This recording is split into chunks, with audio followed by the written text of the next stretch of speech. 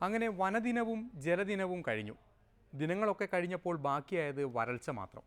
അതോടെ സർക്കാർ ദ്രുതഗതിയിൽ അനന്തര നടപടികൾ തേടുകയാണ്. ജലമില്ലാത്തിടത്ത് ജലം കണ്ടെത്താനും ജലത്തിൻ്റെ അംശമുള്ളിടത്ത് അത് സംരക്ഷിക്കാനും സർക്കാർ തീരുമാനിച്ചു. അതിനായി ബുദ്ധിപരമായി കാര്യങ്ങൾ നീക്കുന്ന ഒരാളെ തേടിപ്പിടിച്ച് എല്ലാം ഏൽപ്പിക്കാനും തീരുമാനിച്ചു. അദ്ദേഹം അനന്തര നടപടികൾ ജനങ്ങൾക്ക് പകർന്നു കൊടുക്കുകയാണ്. കുടിവെള്ള പ്രശ്നം എങ്ങനെയെങ്കിലും എത്രയും വേഗം പരിഹരിക്കുക എന്ന് നാട്ടുകൂട്ടം കൂടി തീരുമാനിച്ചതാണ്. അതിന് കൂലിയുടെ കാര്യം പറഞ്ഞ് ഇനി ആശയക്കുഴപ്പം ഉണ്ടാക്കേണ്ട കാര്യമില്ല. കുടിവെള്ളം കിട്ടിയേ തീരൂ, അത് ജീവന്റെ പ്രശ്നമാണ്. അതിനുവേണ്ടി എന്തൊക്കെ ത്യജിക്കണോ അതൊക്കെ അങ്ങോട്ട് ത്യജിക്കുക, അത്രേ ഉള്ളൂ. ഉത്തമവും ശുഭകരവുമാണ് സകലതും. ഇനി വന്ന കാര്യം നടന്നു വെച്ച് മുമ്പോട്ട് നടക്കുക.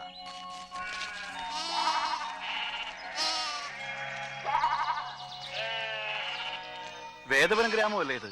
അതെ. കില്ലാടിമാരുടെ വീട്ടിലേക്ക് പോകാനുള്ള വഴി അതാ. ഏത് വീടാ? കില്ലാടി. എടാ, നമ്മുടെ പഴയ കിണർ മേച്ചന്മാരുടെ കാര്യം ഇവര് പറയുന്നത്. അവിടെ ആരെ കാണാനാ? ശ്രീകണ്ഠൻ കില്ലാടിയുടെ മകൻ സുന്ദരൻ കില്ലാടിയെ. ഈ കില്ലാടി കില്ലാടി എന്നൊന്നും ഇവിടെ ആർക്കും മനസ്സിലാവത്തില്ല. പ്രേമേന്ദ്രൻ എന്ന് പറയണം. ആളിപ്പതേ വായനശാലയിലുണ്ട്. ആരാ? എന്താ തിരക്കിത്? കില്ലാടി കുടുംബത്തിലെ സുന്ദരൻ കില്ലാടി തന്നെ അല്ലേ? അതെ. എന്താ കാര്യം? ഇങ്ങോട്ട് വന്നിട്ട് കാര്യമൊക്കെ പറയാം. ഇങ്ങോട്ട് വന്നിട്ട് എല്ലാം പറയാം. 107 കിലോമീറ്റർ കാൽനടയായി വന്നവരാ ഞങ്ങള്. കിനാവൂർ എന്ന ദേശത്തെ സ്വപ്നഭൂമി എന്ന് പറയുന്ന ഗ്രാമത്തിൽപ്പെട്ടവരാ. അവിടെ 403 കുടുംബങ്ങളുണ്ട്. അതിൽപ്പെട്ട 12,000-ൽ പരം മനുഷ്യര് ഈ ലോകത്തിലെ ഒരേ ഒരാളുടെ കാരുണ്യത്തിന് വേണ്ടി കാത്തിരിക്കുക. കാരുണ്യോ? ആരുടെ കാരുണ്യത്തിന്റെ കാര്യം? ഈ നിൽക്കുന്ന സുന്ദരകില്ലാടിയുടെ കാരുണ്യം തന്നെ. ഞങ്ങളുടെ സ്വപ്നഭൂമി വെള്ളമില്ല. ഇന്നിപ്പം മണ്ഡലാടിസ്ഥാനത്തിൽ നീർത്തട രേഖയുടെ പ്രസക്തി എന്തെന്ന് ചിലപ്പോൾ ചിന്തിച്ചേക്കാം. കാരണം നീർത്തടത്തിന്റെ അതിർത്തികൾ മണ്ഡലത്തിന്റെ അതിർത്തിയല്ല, ബ്ലോക്കിന്റെ അതിർത്തിയല്ല, പഞ്ചായത്തിന്റെ അതിർത്തിയല്ല. പ്രകൃതിയുടെ അതിർത്തികൾ വേറെയാണ്. ഇത് നമ്മൾ ഭരിക്കാനുള്ള സൗകര്യത്തിന് വേണ്ടി ഉണ്ടാക്കിയിട്ടുള്ള അതിർത്തികളാണ്. പക്ഷേ പ്രകൃതിയുടെ അതിർത്തികൾ മനസ്സിലാക്കി അതിനനുസരിച്ച് മനുഷ്യൻ പ്രവർത്തിച്ചാൽ മാത്രമേ നമുക്ക് സുസ്ഥിരമായിട്ടുള്ള നിലനിൽപ്പ് ഉണ്ടാവുകയുള്ളൂ. നമ്മുടെ ഈ മണ്ഡലം എന്ന് പറയുന്നത് വളരെ ജലസമ്പന്നമായ മണ്ഡലമാണ്. അരുവിക്കര, പേപ്പാറ, നെയ്യാറ് 3 ജലസംഭരണികളുണ്ട്. ഇതുകൊണ്ടൊന്നും പോരാഞ്ഞിട്ട് വെള്ളയാണി കായലുമുണ്ട്. ഇത്ര ജലസമൃദ്ധമായ ഒരു മണ്ഡലമാണെങ്കിലും ഞാനിപ്പോൾ മേശപ്പുറത്ത് കിടന്ന കടലാസ് നോക്കിയപ്പോൾ കാര്യങ്ങൾ വളരെ അപകടത്തിലാണ് കേട്ടോ. ഞാൻ വായിക്കാം. കഴിഞ്ഞ 10 വർഷത്തിനിടയിൽ ഭൂഗർഭ ജലവിധാനത്തിൽ വന്ന ക്രമാതീതമായ കുറവ് 2007 ഏപ്രിൽ 2.48 മീറ്റർ, 2016 ഏപ്രിൽ 5.5-ലേക്ക് 10 വർഷം കൊണ്ടേ നമ്മുടെ ഭൂഗർഭജലം ഇരട്ടി താഴ്ചയിലേക്ക് പോയി. എന്തെന്റെ അർത്ഥം?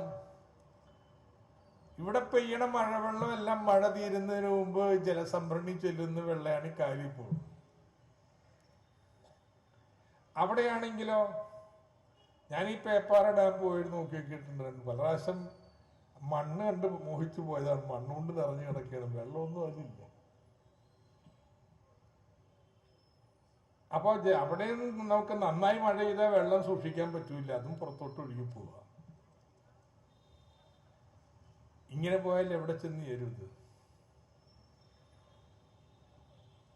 നമ്മുടെ ഈ ചിരകാല വിളകള് തെങ്ങൊക്കെ ഇങ്ങനെ അങ്ങനെ പൊങ്ങി വളർന്നു പോകുന്നത് എന്താണെന്നറിയാമോ? എന്റെ വേര് താഴേട്ട് പോയാൽ വെള്ളം കിട്ടുന്നുണ്ട്.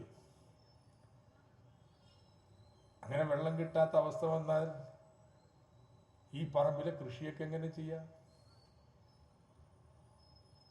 ഈ അപകടത്തെ എങ്ങനെ തടയാം? വർഷങ്ങളായിട്ട് ഞങ്ങൾ വെള്ളം കുടിച്ചിരുന്നത് സൈരന്ത്രി നദിയിലാണ്.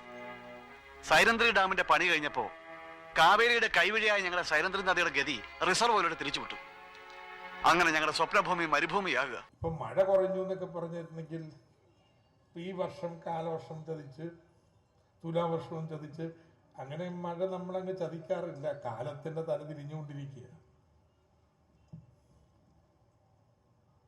ഒരു നൂറ്റാണ്ടിനിടയിൽ ആദ്യമായിട്ടാണ് അത്ര ഇങ്ങനെ പകുതി താഴെ മാത്രം മഴ കേരളത്തിൽ കിട്ടുന്നവൻ.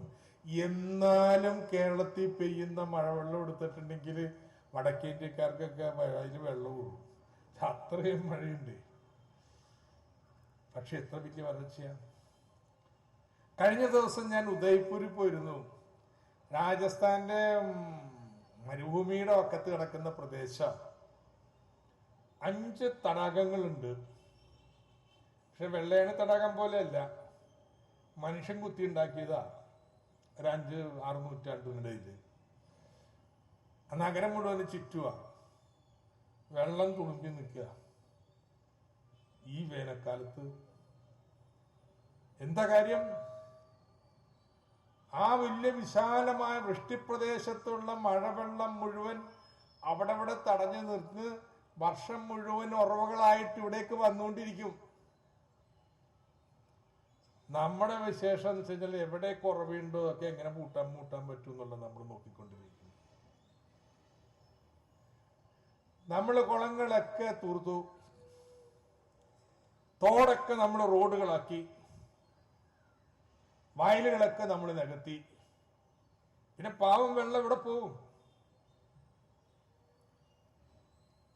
നമ്മുടെ കേരളത്തിലെ കുളങ്ങളില്, തോടുകളില്, വയലുകളില് സംഭരിക്കപ്പെടുന്ന വെള്ളം എടുത്തിട്ടുണ്ടെങ്കിലേ നമ്മുടെ ഇടുക്കി ഡാമൊക്കെ തോറ്റുപോകും. പല ഇടുക്കി ഡാം തീർന്നാലും ഇവിടെ ശേഖരിക്കപ്പെടുന്ന വെള്ളത്തിന്റെ അത്രയും വരത്തില്ല. അതുകൊണ്ടാണ് നമ്മുടെ കേരള ചരിത്രം എടുത്തിട്ടുണ്ടെങ്കിൽ പണ്ട് മാർത്താണ്ഡവർമ്മയെ കണ്ട ഒരു ചെറിയ ചെക്ക് ഡാം പണിത് ഒഴിച്ചു കഴിഞ്ഞാൽ ഇവിടെ ഡാമൊന്നും ആരും പണിതിട്ടില്ല. അതിന്റെ ആവശ്യമില്ല. ഓരോ പ്രദേശത്തും വെള്ളം അവിടെ പെയ്യുന്ന വെള്ളം സംഭരിക്കാനുള്ള കുളവും തോടും വയലും ഒക്കെ ഉണ്ടായിരുന്നു. ഇന്ന് ആ സ്ഥിതി ആകെ മാറി. ഇത് വലിയ അപകടമാണ്. ഏതായാലും ഇപ്പൊ നമുക്കൊക്കെ ബോധ്യപ്പെട്ടിട്ടുണ്ട് വലിയ അപകടമാണെന്നുള്ളത്. കുടിക്കാനുള്ള വെള്ളത്തിന് വേണ്ടി നമ്മൾ സ്വല്പം പരിഭ്രാന്തരായി തുടങ്ങി. കുളിയൊക്കെ പോട്ടെ, കുടിക്കാനുള്ള വെള്ളത്തിന് വേണ്ടി. തോമസ് ഐസക്കിനെ പോലെ ഒരു മന്ത്രിയെ കിട്ടിയത് നമ്മുടെ ഭാഗ്യമാണ്. ലോകത്തെവിടെ എന്ത് പോരായ്മകളുണ്ടായാലും അതൊക്കെ പരിഹരിക്കാൻ ഈ ധനമന്ത്രിയെ കൊണ്ട് സാധിക്കും. അതധികവും പറഞ്ഞ് സാധിപ്പിക്കും. ഒരു രക്ഷയുമില്ലെങ്കിൽ രംഗത്തിറങ്ങും. ഇതൊക്കെ സുധാകർജി കേൾക്കുന്നുണ്ട് എന്ന് ഓർമ്മപ്പെടുത്തിക്കൊണ്ട് അടുത്ത ഇടവേളയാണ്. അത് കഴിഞ്ഞാൽ ബാലകൃഷ്ണ പിള്ളയുടെ കണക്കുകൂട്ടലുകൾ.